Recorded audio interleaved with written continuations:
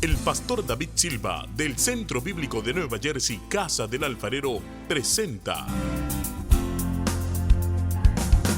desde la sede principal en Morristown, Nueva Jersey, su programa Vida Abundante.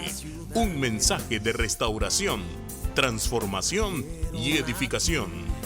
Y ahora con nosotros, nuestro pastor David Silva.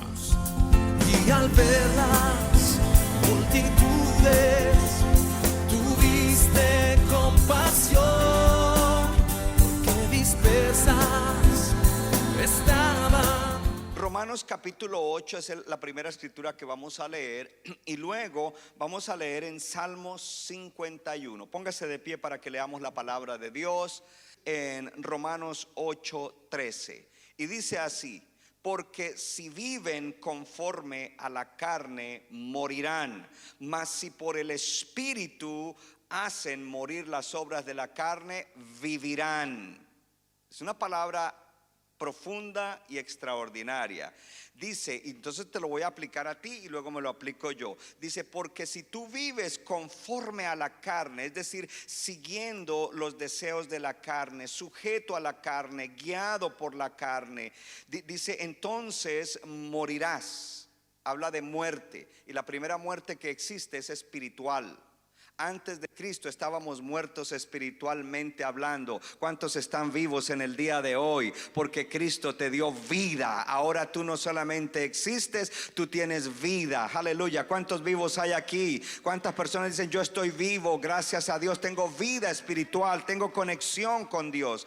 Pero ojo, porque habla también de la vida eterna. Aquí está hablando también de la vida eterna. Dice, si ustedes siguen viviendo conforme a la carne, ustedes no tendrán vida eterna, sino que morirán por la eternidad. O sea, otra manera de decirlo es, si viven conforme a la carne, se van a ir al infierno, separados de Dios en forma consciente por toda la eternidad. ¿Qué sería lo contrario? Si viven conforme al Espíritu, vivirán por toda la eternidad, tendrán vida eterna. ¿Cuánto le dan gloria a Dios? Entonces dice, si ustedes viven conforme a la carne, morirán, pero si por el Espíritu hacen morir las obras de la carne, vivirán. Entonces ahí nos habla de una lucha espiritual. ¿Contra qué tenemos que luchar? Contra nuestra carne. Ponga su mano en el corazón y diga, yo tengo que luchar contra mi carne, porque si no lo hago, tengo peligro de muerte. Ahora, hablando de muerte, cuando una persona vive en pecado conforme a la carne, muchas cosas hermosas y bellas de la vida mueren. Muere el matrimonio, se divorcian. Muere su relación con sus hijos. Los hijos se van con la mamá y él se va por otro lado. Porque no podemos pensar solamente en muerte en una sola cosa. Entonces hay muchas cosas que pueden morir cuando vivimos conforme a la carne. Amén. La escritura número 2, y ya lo dejo sentarse. Salmo 51, versículo 13, que es una oración de arrepentimiento de David. Después de que él ha orado, perdóname Dios, límpiame, lávame, restáurame. Mire lo que dice. Entonces, ¿qué dice? Entonces, la palabra entonces es importante. Toda palabra en la Biblia es importante. Señor, perdóname. Señor, hazme más blanco que la nieve. Señor, crea en mí un corazón limpio. Señor, restáurame a una comunión de presencia. Señor, no me quites tu Santo Espíritu. Lávame más y más de mi maldad. Perdóname, Dios. Entonces, una vez que recibe eso, dice, si tú haces todo eso, entonces, ¿qué voy a hacer? Enseñaré a los pecadores tus caminos y los pecadores se convertirán a ti. Piense por un momento, si hay algo que puede oprimir a un ser humano es la culpa. Pero cuando venimos delante de Dios con un corazón sinceramente arrepentido, Él quita la carga de la culpa porque Él nos perdona. Y Él no nos perdona solo para que ya no me siento mal, qué rico me siento. No, Él nos perdona para eso, pero a través de eso, para que nosotros prediquemos a gente que están caídos, perdidos espiritualmente, y ellos se convertirán al Señor. Mi tema en el día de hoy, ¿está listo? Reinos en conflicto. Antes de vencer al diablo, mata tu pecado. El establecimiento del reino de Dios es a través de guerra espiritual, de lucha espiritual. Nosotros estamos llamados a pelear la buena batalla de la fe. Algo importante que debemos recalcar en esto es que Cristo ya venció a nuestros enemigos. ¿Y cuáles son nuestros enemigos? La carne, el diablo y el mundo. Diga fuerte: mis enemigos son la carne, el diablo y el mundo. Y si tú tienes esos enemigos espirituales, esos enemigos quieren destruirte. Esos enemigos quieren dañar tu vida, y esos enemigos quieren llevarte a perdición eterna. Pero Cristo ya venció a tus enemigos y a mis enemigos, que son la carne, el diablo y el mundo. Importante entender que tu único enemigo no es el diablo y los demonios, que tú tienes un enemigo antes de Satanás y sus demonios, que se llama tu carne. Yo tengo un enemigo que se llama mi carne. D.L. Moody, un famoso evangelista de antaño, dijo: mi peor enemigo soy yo mismo. Él no dijo mi peor enemigo es el diablo, él dijo mi peor enemigo soy yo mismo. Y eso tiene una verdad espiritual y profunda, de que nosotros tenemos tres enemigos. Diga conmigo: la carne, el diablo y el mundo. Para vivir en la victoria que Cristo ya estableció en un mundo caído, necesitamos luchar, necesitamos guerrear. ¿Por qué esto es importante? Entonces alguien pregunta: ¿y por qué si Cristo ya venció tengo que luchar? Porque todavía estamos en un mundo caído. Porque el reino ha venido, el reino se ha acercado, pero el reino todavía no se ha consumado. El reino se consumará cuando Cristo llegue por segunda vez. Y cuando Cristo venga por segunda vez, no tendremos que luchar ni contra el diablo, porque estará por la eternidad en el infierno, en el lago de fuego, ni contra la carne, porque ya estaremos santificados y glorificados, ni contra el mundo, porque el mundo será hecho nuevo y todo será de acuerdo al orden divino. Pero mientras nosotros vivamos en este mundo caído, en este mundo perdido, tendremos que luchar y aplicar la victoria. Así es de que todo cristiano que se respete luchará la buena batalla de la fe. Un cristiano no puede ser pasivo. Ay, sí, es que yo tengo esos deseos que me ganan. No te pueden ganar, porque Cristo ya pagó por ti. La sangre de Cristo te cubre. El Espíritu Santo vive dentro de ti. Tienes la palabra de Dios, que es la espada del Espíritu. Tienes todo para ganar. Cristo ya venció. Tú no estás luchando por la victoria, tú estás luchando desde la victoria, pero te corresponde a ti luchar. Tu pastor no puede luchar por ti, tu líder no puede luchar por ti, Dios no luchará por ti. Tú tendrás que pelear la buena batalla de la fe. Y el primer enemigo que tienes que luchar es contra tu propia carne. Pastor, ¿qué tenía que ver la generosidad? Si yo no soy generoso en esa área, estoy en la carne y tengo que luchar contra la carne, porque la carne me dice no des, no ayudes, no inviertas tiempo en otros. Gloria a Dios, para conectar, ¿no? Cristo ya venció. Entonces, cuando miramos en esto, Cristo ya venció. Diga conmigo: Cristo ya venció el pecado. Diga: sin embargo, me toca luchar contra el pecado. Diga: Cristo ya venció la enfermedad.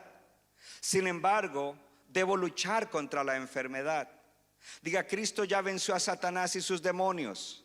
Sin embargo, tengo que luchar contra Satanás y los demonios. Diga conmigo: Cristo ya venció al mundo.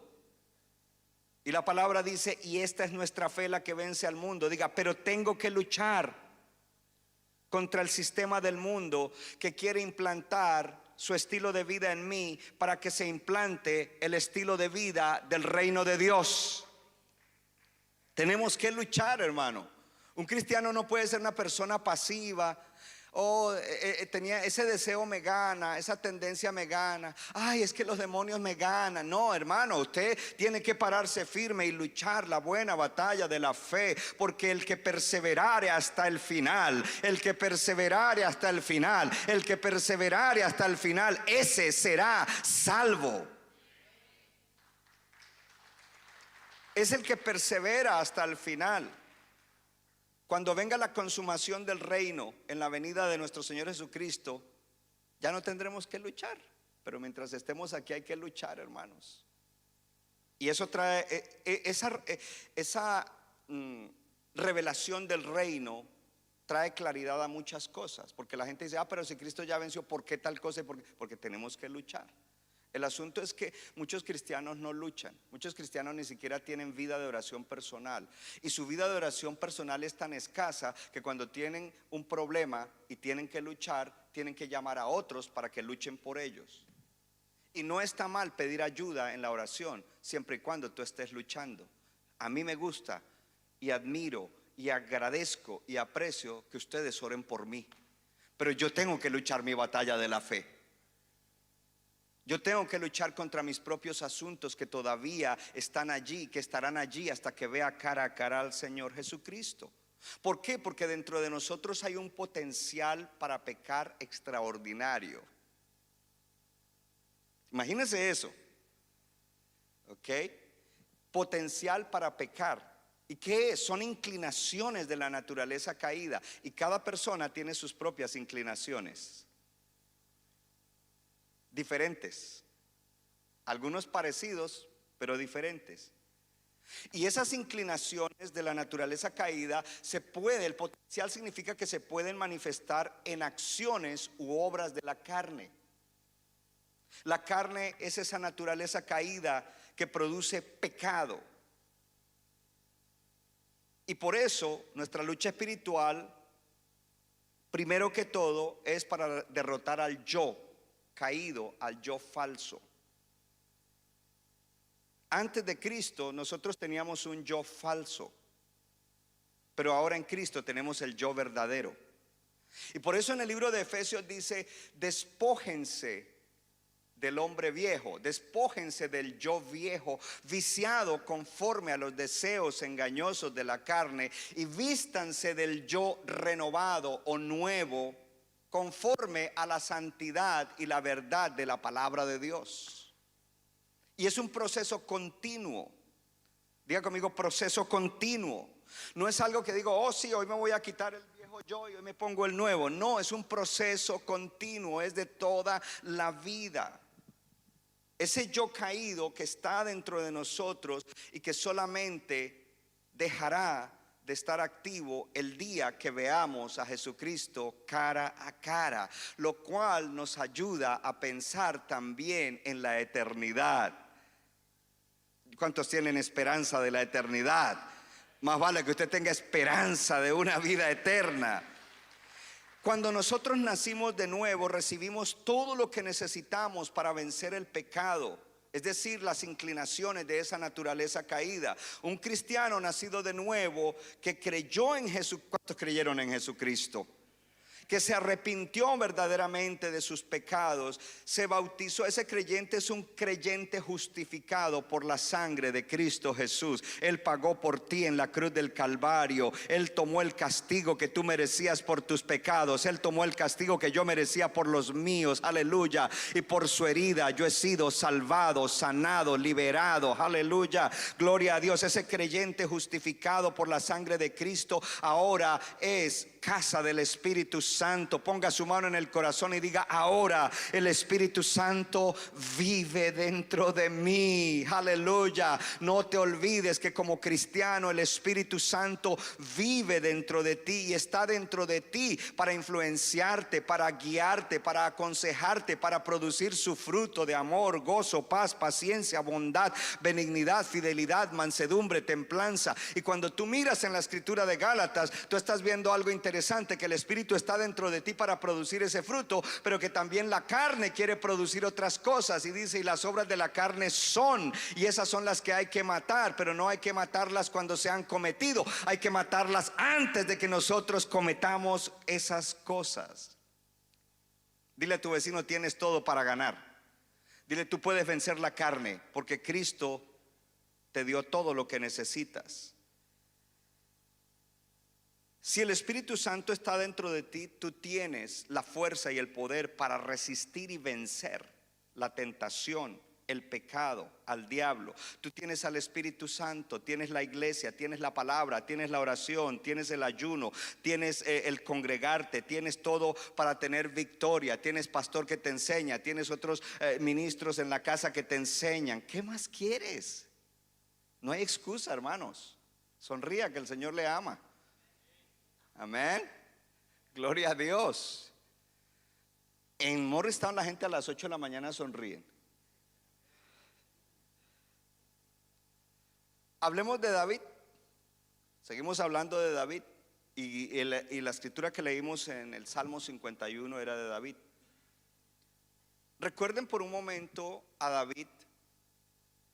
Esto es maravilloso. En el tiempo en que los reyes debían ir a la guerra, David se quedó en Jerusalén. Y como se quedó en Jerusalén, pues estaba ocioso. No estaba orando, no estaba haciendo nada, mientras sus soldados estaban peleando la batalla. Y un día se asomó por una terraza y vio allá abajo en la terraza de una casa a una mujer que se estaba bañando, Betsabé. Y la carne se le disparó, el diablo lo tentó y usted conoce el resto de la historia. Resulta que esa mujer era la esposa de un fiel general de David, de Urías, un fiel siervo de David que estaba en la batalla.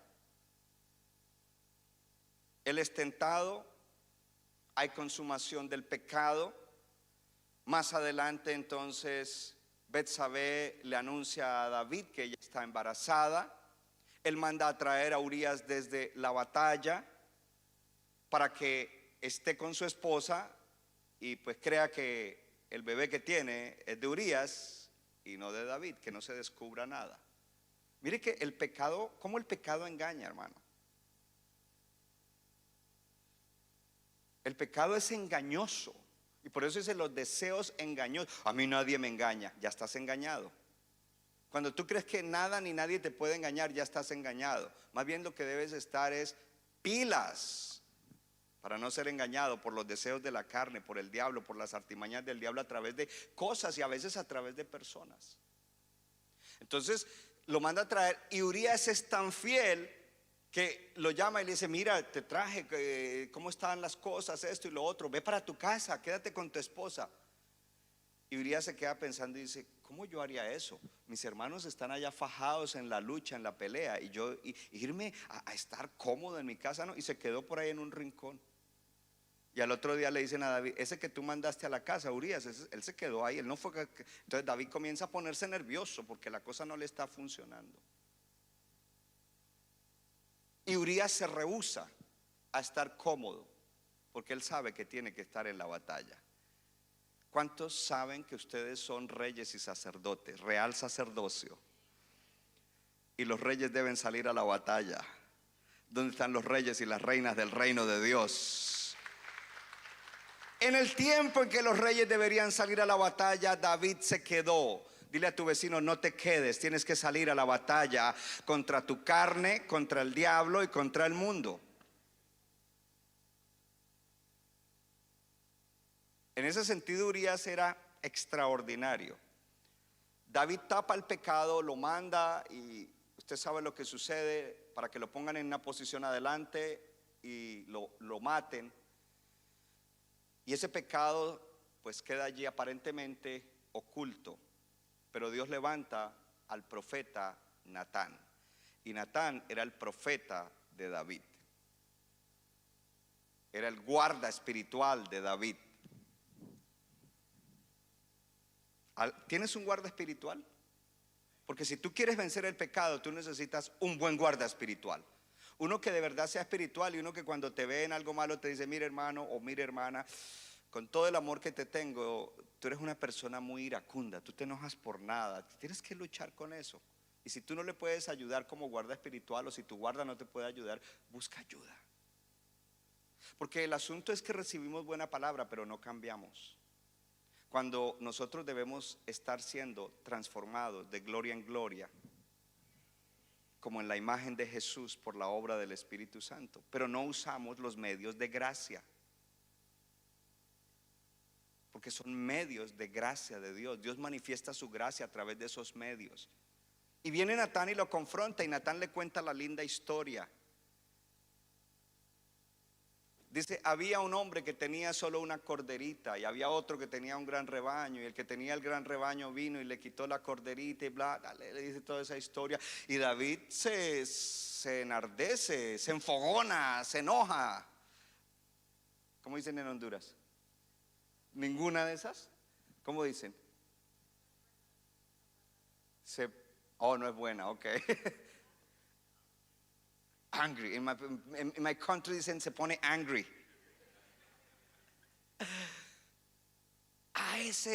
Al tal hay que juzgarlo, hay que castigarlo. Y Natán le dice, ese eres tú. Y le descubre su pecado. Ahora, el asunto es este. ¿Qué sucedió con David? David cayó humillado. Diga conmigo, humillación. Porque cada palabra que yo te hago repetir es porque es importante contra la lucha o en la lucha contra la carne. David se humilló. Y ahí es donde David escribe esa oración del Salmo 51. Diciendo, Dios, conforme a la multitud de tus misericordias, borra mis rebeliones. Lávame más y más de mi maldad, límpiame de mi pecado. Contra ti y solo contra ti he pecado. Sí, pequé contra Urías, sí, pequé contra Betsabé, pero es contra ti que pequé primero. No me eches de delante de tu presencia. He perdido ese sentido de tu presencia. No quites de mí tu Santo Espíritu. Hazme más blanco que la nieve. Estoy sucio. Eso es lo que está diciendo David allí. Devuélveme el gozo de tu salvación. En mí ahora no hay gozo. Mira, hermano, el pecado te trae un deleite de 5 minutos, pero te roba el gozo verdadero. Aleluya.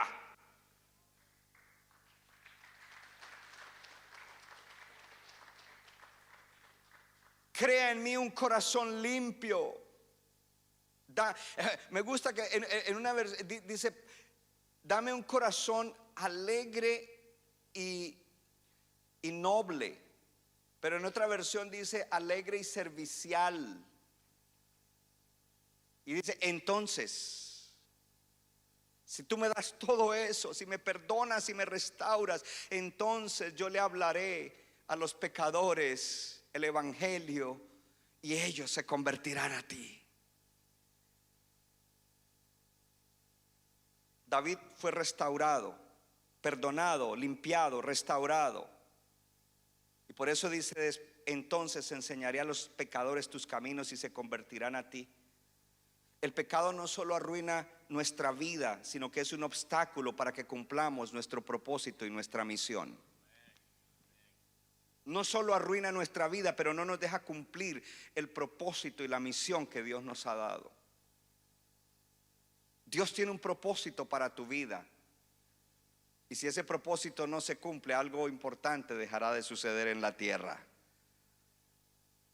Procura con diligencia vencer la carne para que no te robe el propósito. El que no está caminando en el propósito que Dios tiene, es como que la vida, el significado de la vida no es tan grande. Trabajar, comer y dormir, sobrevivir. No, Dios no te creó para sobrevivir. Dios te creó para que vueles como un águila y seas bendecido para hacer bendición a otros. Por eso es que hay que luchar, hermano, porque está en juego. La vida eterna está en juego. Vivir una mejor vida, una vida extraordinaria, una vida aún más abundante, una vida con significado, una vida que de verdad deja un legado a otros. Entonces aquí vemos que hoy aquí Dios nos está haciendo un llamado para vivir una vida en santidad. Usted debe alegrarse por eso. ¿Por qué? Yo quiero vivir en santidad por amor a Dios, por amor a mi prójimo, es decir, a los demás, por amor a la gente que me ama, por amor a aquellos a quienes les voy a predicar el evangelio para salvación. Y déjeme explicarle, voy a explicar solamente esta. Pues lógico, si yo amo a Dios, yo quiero agradarlo y yo quiero vivir en santidad. Hay cristianos que no pecan porque tienen temor a las consecuencias de lo que viene por el pecado. Pero cuando uno crece espiritualmente, como ustedes están creciendo, uno no peca por amor a Dios. Déjeme bajar por aquí porque está muy, creo que si me acerco como que agarran mi calor y mi fuego y mi unción.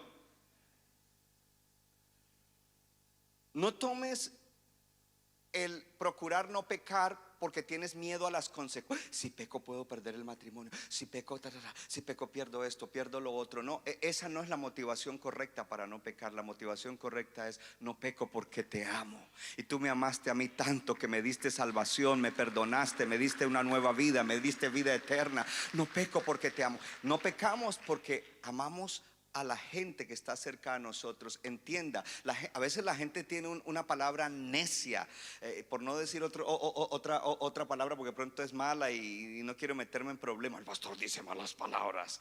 No, todas las palabras que yo digo son buenas y a veces son para describir y explicar.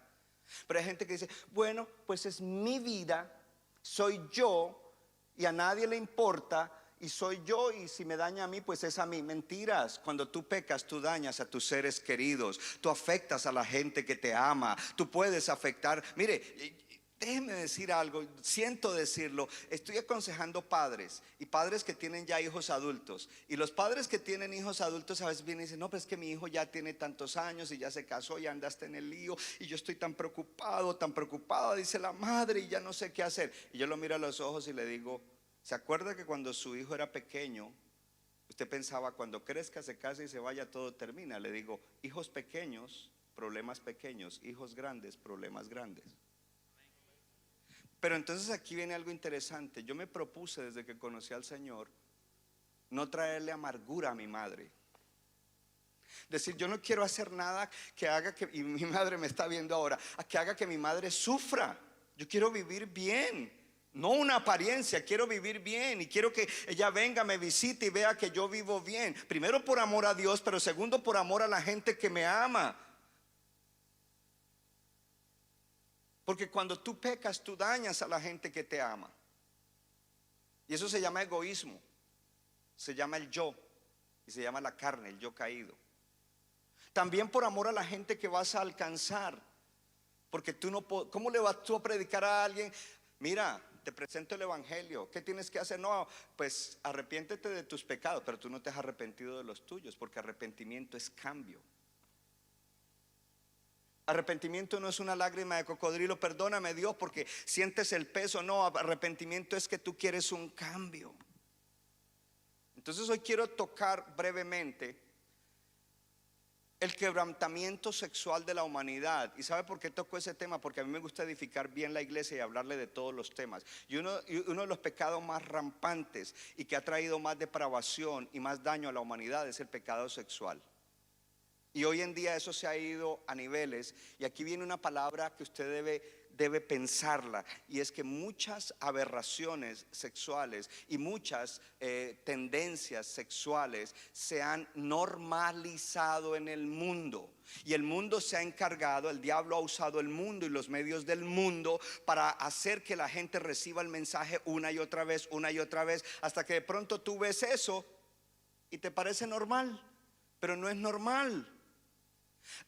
Muchos cristianos están mirando televisión, películas, shows que tienen eso y no les da nada. En vez de decir: no, yo no miro eso, yo no patrocino eso, eso no glorifica a Dios. ¿Por qué yo habría de mirar ese tipo de contenido cuando eso no glorifica a Dios? Si lo estoy mirando y lo estoy disfrutando es porque para mí eso es normal, pero eso no es lo normal en el reino de Dios. Y tú tienes que acordarte que ya tú no vives en el reino del mundo, tú no vives en el reino de la oscuridad, tú no vives más en el reino del enemigo. Tú ahora eres un habitante, un ciudadano del reino de Dios. Aquí viene otra. Si no le alcanzo a dar todo el mensaje, no se lo doy, pero es que aquí viene algo interesante. ¿Cuántos saben que en el reino de Dios los hijos de Dios son bendecidos? Levanta la mano y diga: yo soy bendecido en el reino de Dios. Pero piensa en esto por un momento. Queremos ser bendecidos en el reino de Dios viviendo por los principios de otro reino. Las cosas no funcionan así, hermano. Las cosas no funcionan así. Tú no puedes querer ser bendecido en un reino cuando estás viviendo por los principios de otro reino. Si en el Perú pasarse una luz en rojo es normal, pero vino al reino de los Estados Unidos y se pasa aquí la luz en rojo, no lo van a bendecir mucho, lo van a castigar mucho financieramente y de otras maneras. Entonces tú no puedes querer la bendición del reino cuando estás viviendo por los principios y las leyes de otro reino. Más vale que vivas por los principios y las leyes del reino de Dios, que son los que traen la bendición que tú has recibido como promesa y que ya fue establecida por Dios. Entonces, más adelante usted en casa, en esta semana, lea Romanos capítulo 1 desde el versículo 18 hasta el 32, porque allí habla del pecado sexual. No lo voy a leer, yo tenía pensado hoy leerlo acá, pero no lo voy a leer porque se nos va el tiempo leyendo, es una lectura larga. Pero allí está hablando de cómo los seres humanos han cambiado el uso natural por el antinatural. Y comienza a hablar de una serie de tendencias y aberraciones sexuales que hoy en día se consideran normales. Y ojo, porque este tema es delicado, y este tema, cuando uno lo habla en un foro público, cuando tú crees la palabra de Dios y crees la verdad, te dicen, en inglés se dice que eres un bigot. El diablo es un bigot. Nosotros solamente creemos nuestros principios. Entonces dicen que odiamos gente. Nosotros no odiamos a nadie, amamos a todo el mundo y queremos que todo el mundo proceda al arrepentimiento y se salven y reciban nueva vida y una mejor vida. Nosotros no rechazamos a nadie. No. Mire, cuando una persona está, ¿usted no le ha pasado esto en un círculo familiar o lo que sea? Que cuando una persona ha hecho algo mal, esa persona comienza a actuar extraño. Y entonces esa actuación extraña es como que él está pensando que todos ya saben y que todos lo están rechazando. Y nadie lo está, es más, quizás ni los que están en el círculo saben, pero la culpa que tiene adentro es, entonces en la iglesia, el pastor de campus no me saludó hoy, como que él sabe, y entonces como yo hice eso, me está rechazando. Pastor Clen no me saludó, el ujier no me saludó, el hermano no me saludó. Y el diablo le mete una en la cabeza para sacarlo. Yo estaría contento de recibir lo que estoy recibiendo hoy, porque vas a vencer. Diga conmigo, no a la normalización del pecado. No, eso estuvo flojo. 1, 2, 3. Amén. El pecado sexual es un problema que consume al ser humano. Los grados de depravación de hoy en día traen una destrucción, porque las consecuencias son totalmente destructivas. Hoy en día se acepta todo lo malo. La cultura del mundo dice que cada persona puede expresarse sexualmente como quiera, pero en el principio Dios creó a. El otro día creo que fue en una de las reuniones que yo estuve hablando con los líderes, hablando de cómo, ¿cuántos se acuerdan del pastor Juan Valdés, doctor Juan Valdés, que es un escolar tremendo de apologética? Y él da unas enseñanzas excelentes acerca de todos estos temas, y las da desde un punto de vista no solo de lo que dice la palabra, pero de su propia experiencia de su hermano, ser un homosexual. Su hermano ya murió, pero cómo él ayudó a su hermano.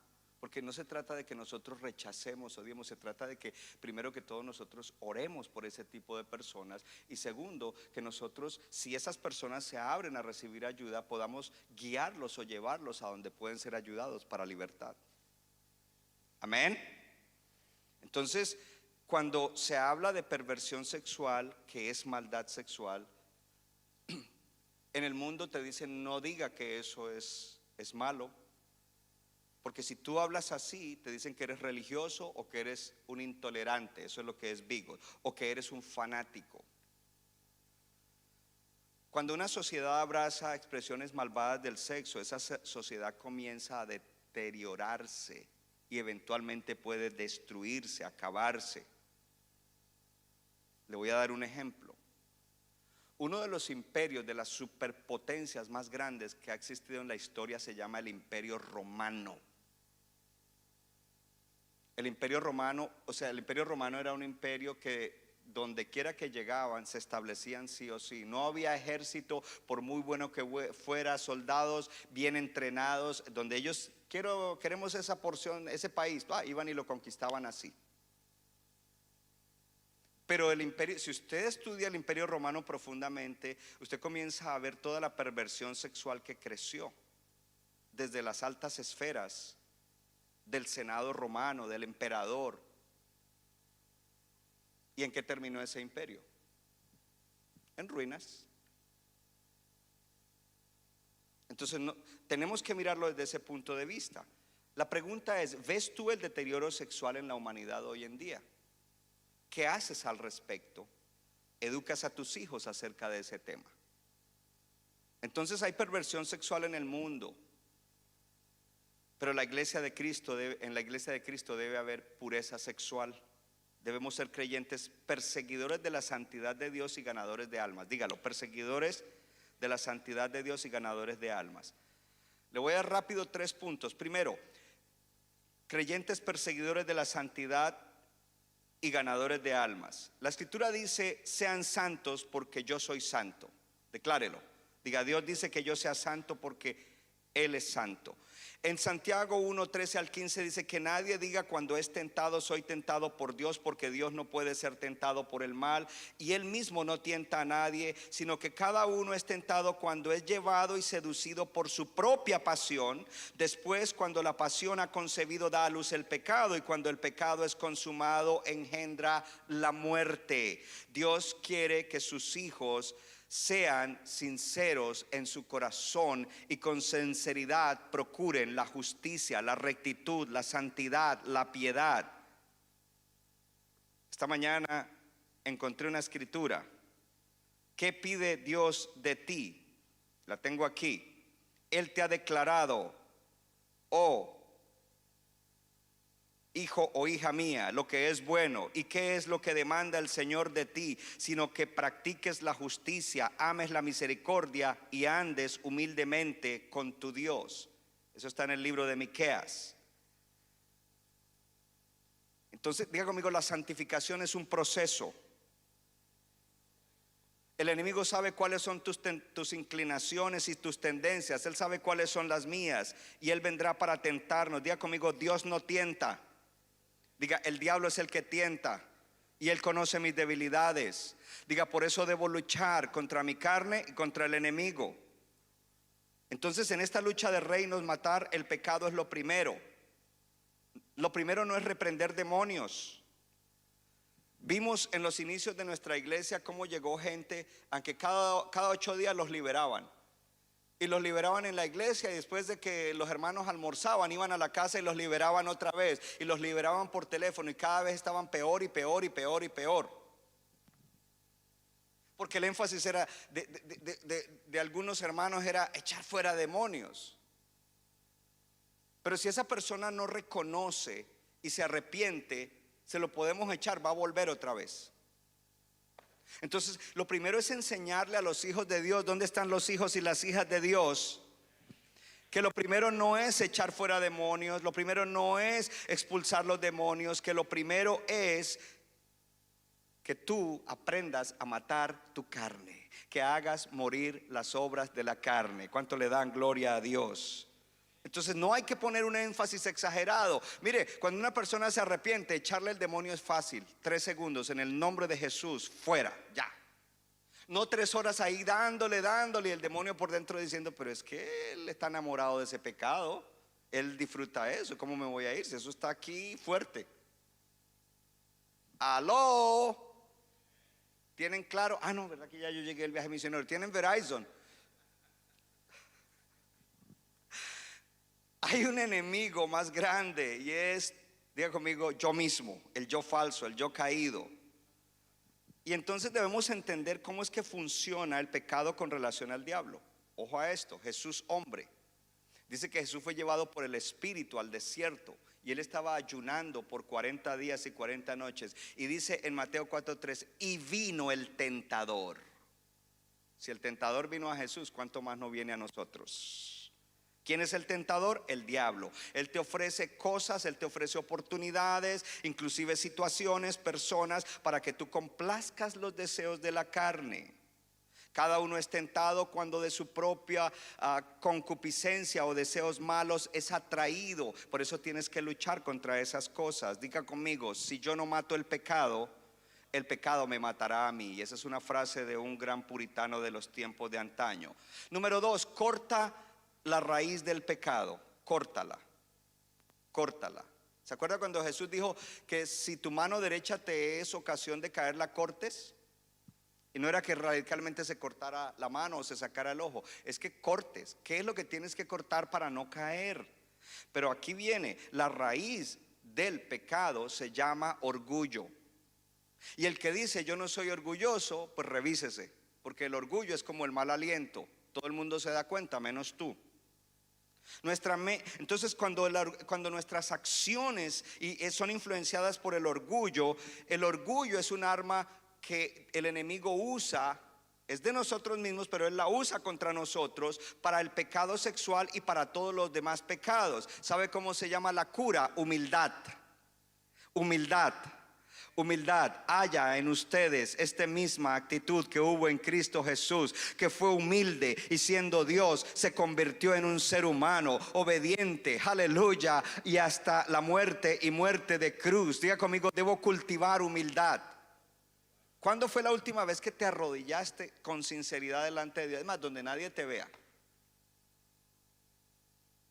Humillarnos, saber qué cosas nos hacen subir el ego y ponerlo en check. Ahora, porque mire esto, que el orgullo es la raíz, porque en Ezequiel 28 habla del origen de Satanás. Satanás era un querubín protector, querubín grande, lindo, protector, y dice que él se enalteció en su corazón, orgullo, y Dios lo sacó.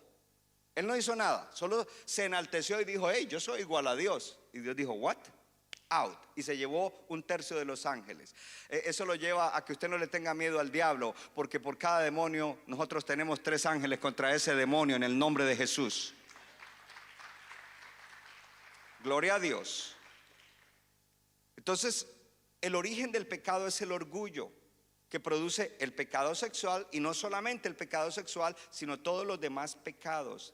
Aprende a ser humilde. ¿Quién está en pecado sexual?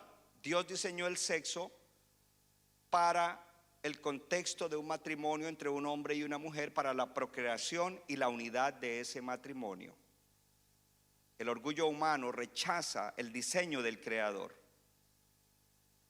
Dios creó a Adán y Eva para que ellos pudieran procrear y tener unidad matrimonial, y ese era el propósito del sexo.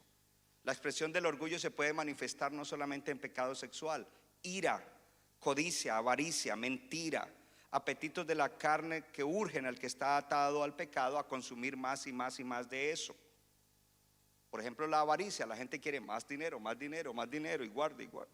Número 3, pasos prácticos para matar el pecado, y van a salir en la pantalla. Primero, saber que usted no es dueño. ¿Cuántos son cristianos? Levante la mano, levántela. Si usted es creyente como yo no soy dueño de mí mismo. Tú no eres dueño de ti mismo. La palabra dice que fuimos comprados, que nuestro cuerpo fue comprado por Jesucristo, que ahora es un templo del Espíritu Santo. 1 Corintios 6, 18 al 20. Entonces debemos creer humildemente que yo no soy dueño de mí mismo. Jesucristo es mi Señor. Amén. ¿Cómo abrazamos esta realidad de que yo no soy dueño de mí mismo? En Gálatas 2:20 dice que nosotros estamos juntamente crucificados con Cristo. Dice, ya no soy yo. Se dice, mas Cristo vive en mí, y la vida que ahora vivo en este cuerpo, la vivo en la fe del Hijo de Dios, quien me amó y se entregó a sí mismo por mí. Esas escrituras son importantes. Por fe en esta realidad espiritual podemos vivir en la gracia que nos ayuda a vencer. Así es de que hay que crecer en la fe, y la fe viene por el oír y el estudiar la palabra. Ayuno y oración, un medio de gracia. Ten por lo menos un día a la semana en el cual ayunas. y con la palabra. Haz un ayuno específico, no para salir de un problema. Hay gente que solo ayuna para salir de problemas. Haz un ayuno específico para vencer alguna tendencia pecaminosa que hay en ti, y te garantizo que vas a vencer. Porque es un ayuno de acercarse a Dios, de reconocer, de humillarse. Un ayuno específico con la palabra específica para vencer pecados específicos con los que luchas. ¿Cómo? Cultivando la verdad. Tú debes ser enemigo del pecado. Jesús es amigo, es mi amigo, y el pecado es mi enemigo. Rehúsate a que el pecado te manipule. Humíllate delante de Dios y declara lo que tú eres, un hijo de Dios, que eres fiel a Dios, que Él te ha dado todo para que tú seas libre, que Él es el dueño de tu cuerpo. El Espíritu Santo te está ayudando. El Espíritu Santo te está ayudando. El Espíritu Santo te está ayudando. Créelo. Llama a tu guarda espiritual. ¿Guarda? ¿Qué es eso?